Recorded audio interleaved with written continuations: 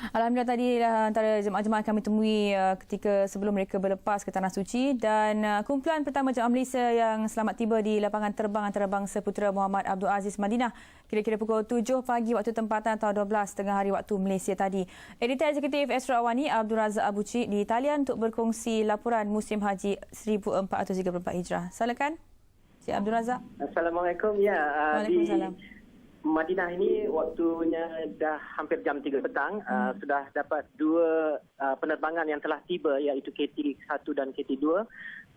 Dan kita menanti ketibaan dua lagi KT3 dan 4 pada jam 4 suku dan 8 suku malam ini. Buat waktu ini mereka yang telah tiba sudah pun mendapat penginapan dan telah pun sempat bersemayang zuhur.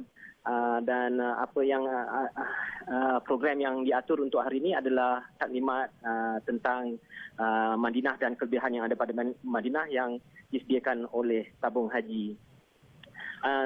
Sewaktu saya di sini, sebab apa saya berpakaian seolah-olah seperti anggota petugas tabung haji, kita tahu sajalah bagaimana bila ada ramai orang dalam satu kumpulan, bermacam-macam masalah dan kerenah yang timbul. Ada yang hilang suami, ada yang hilang isteri, dan walaupun saya cuba membantu mana yang boleh, saya hanya dapat memberi nasihat supaya bersabar. Kalau Marina datang sini dan berada di sini, Marina sudah tentu akan dapat merasa bagaimana satu perhimpunan yang begini besar banyak menimbulkan pelbagai masalah sekiranya dipandang sebagai masalah, tetapi bagi kebanyakan bakal-bakal haji, mereka ini banyak bersabar, iaitu bagaimana tabung haji sendiri, moto yang digunakan untuk melayan para jemaah adalah bersama santuni Yufur Rahman, iaitu ini mereka semua ni adalah tetamu Allah.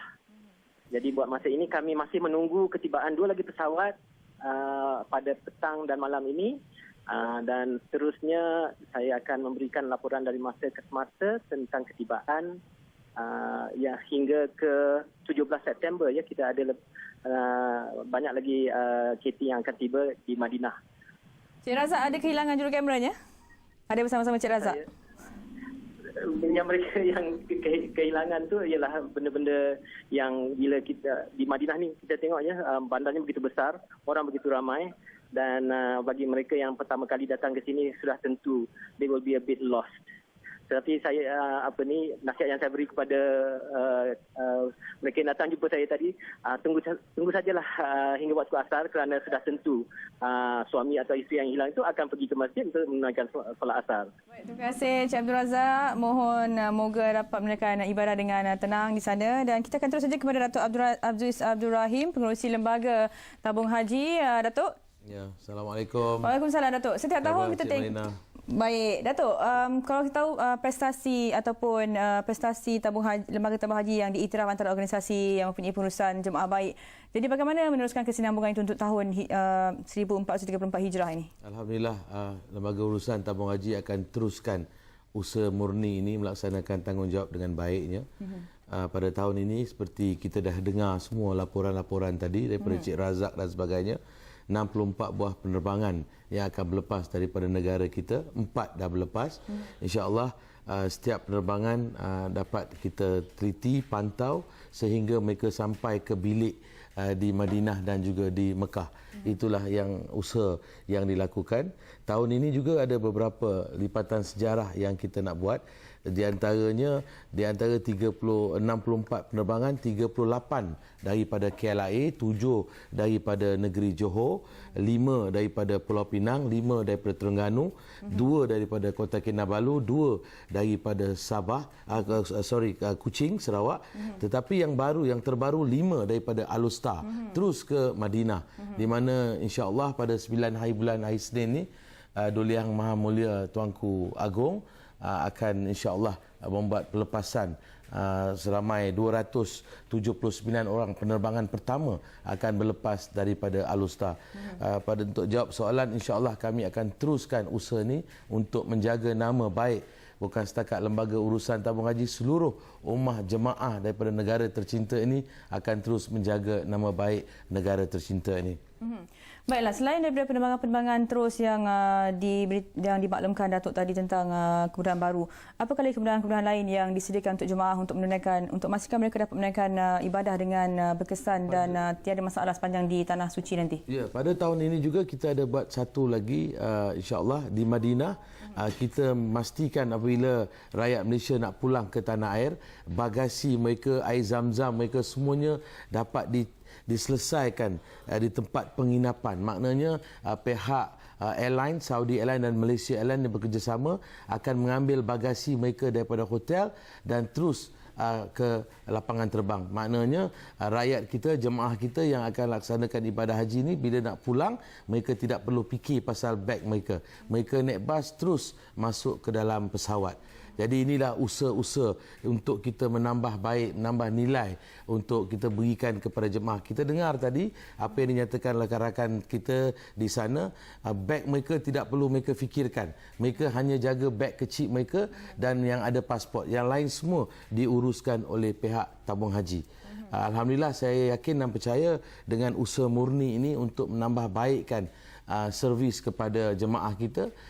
Sudah semestinya jemaah kita dapat tumpukan, memberi tumpuan sepenuhnya untuk mereka melaksanakan ibadah haji. Datuk, kalau kita lihat bilangan yang daftar haji semakin meningkat hingga menyebabkan giliran menunggu untuk menunaikan haji itu makan masa berpuluh tahun. Jadi bagaimanakah tabung haji menguruskan isu ini? Kerana kita tahu yang menunggu pun dah, tak silap saya kalau golongan veteran yang usia lebih 55 tahun dah berbelas-belas ribu. Dan macam mana tabung haji melihat isu ini? Alhamdulillah, pelbagai kaedah usaha untuk kita memastikan semua rakyat Malaysia dapat melaksanakan ibadah haji yang sedang kita lakukan. Di antara perkara kalau kita tengok pada hari ini, mereka-mereka yang umur di bawah 45 tahun, khususnya kepada wanita, tidak dapat visa untuk mereka melaksanakan ibadah haji. Oleh kerana itu, kalau kita lihat pada tahun lalu kita dapat hampir 28,000, iaitu 27,900. Tahun ini 22,320 orang yang akan melaksanakan ibadah haji. Kita sedang kaji teliti dan buat pelaksanaan yang terbaik. Kita nak memberi kepada mereka yang lebih berumur 50 tahun ini dulu, dapat mereka melaksanakan ibadah haji. Walau bagaimanapun, kekangan ini saya amat percaya tidak lama, hanya 2 hingga 3 tahun setelah, kalau kita tengok dalam kaca televisyen tadi, di mana satu pengubahsuaian yang besar sedang berlaku di Masjidil Haram, khususnya di hadapan Kaabah. Jadi saya percaya lepas 3 tahun ini, insya-Allah kita boleh tambah lagi kota kita. Kalau dulu kita dapat 28,000 dengan budi bicara, dengan keagrapan pemimpin nombor 1 kita dengan pemimpin di Saudi, insya-Allah saya amat yakin kita boleh menambah lagi kota tersebut. Apapun, pada tahun ini, tahun hadapan dan tahun akan datang, 3 tahun ini kita harus akur, hormat keputusan yang dibuat oleh pihak kerajaan Saudi dalam bentuk memberikan kota kepada rakyat Malaysia. Apapun, insya-Allah kita akan terus usahakan yang terbaik untuk semua jemaah kita dapat melaksanakan ibadah haji. Baik, terima kasih Datuk datang jauh dari Baling semata-mata untuk bersama kami di Awal Cuba Berlima hari ini. Dan sekian saja laporan sempena permulaan musim haji 1434 Hijrah. Kembali kepada Nisa selepas ini.